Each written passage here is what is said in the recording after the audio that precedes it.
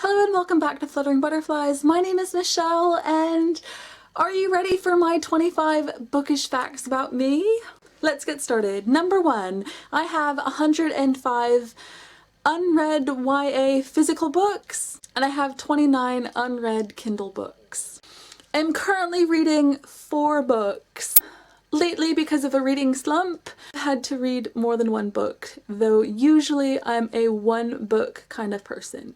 In my house, I have 6 full bookcases and 5 shelves full of books, and none of those, apart from one small bookcase filled with the boys' books, are on display to other people. The other books I own are kept in my bedroom, in my loft, and in my garage. Despite the horror associated with the very idea, I am married to a non-reader, and surprisingly enough, it works for us. One of my best reading memories has definitely been reading and discussing books with my boys, specifically Roald Dahl books and also the Harry Potter books. Despite growing up in a house surrounded by books, I never actually saw either of my parents reading. The first secondhand book I bought myself was a copy of Anne's House of Dreams by L.M. Montgomery to complete the series, and I bought it for 25 cents at a local garage sale. The first new books that I bought myself were a collection of stories by Frances Hodgson Burnett and also a copy of Uncle Tom's Cabin. These 2 books I was forced into buying, and despite enjoying Frances Hodgson Burnett's books, I wasn't entirely happy with these 2 choices. The reason for this is that I was very nearly put off reading by my dad's intent on putting more focus on what he called worthwhile books. And he had a preference over these types of classic books over my favorite books at the time, which were series books along the lines of The Babysitter's Club. I won't buy a handbag unless I know that either a book or my Kindle will fit into it. Since my dad was diagnosed with heart failure and dementia, and especially since he was moved into a care facility, I have been in the biggest reading slump of my life. To be honest, I don't really know who I am when I'm not reading. I compulsively lose bookmarks, so much so that I now have to use old receipts or post-it notes as bookmarks, anything that I don't mind actually losing, because I will lose them.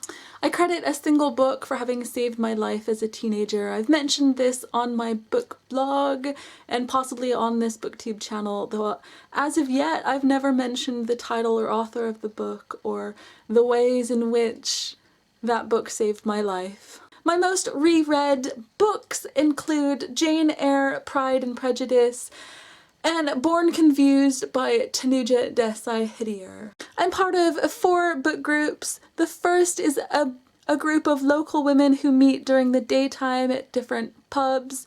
The second is an adults who read YA book club comprised of mostly librarians and secondary school librarians. I also host the Bookish Brits book club online, and I'm part of a family book club in which me and my 2 boys read and discuss books together.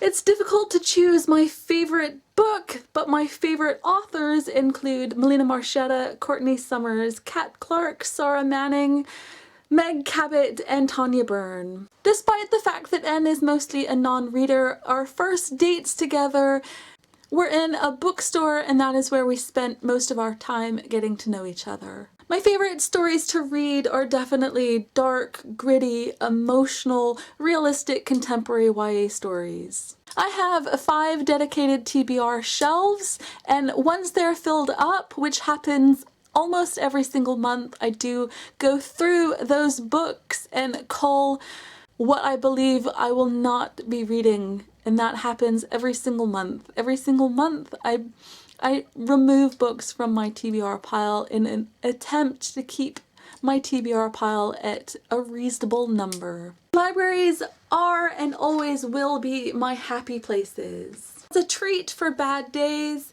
what I like to do is travel around my local town and visit all of the charity shops looking for books.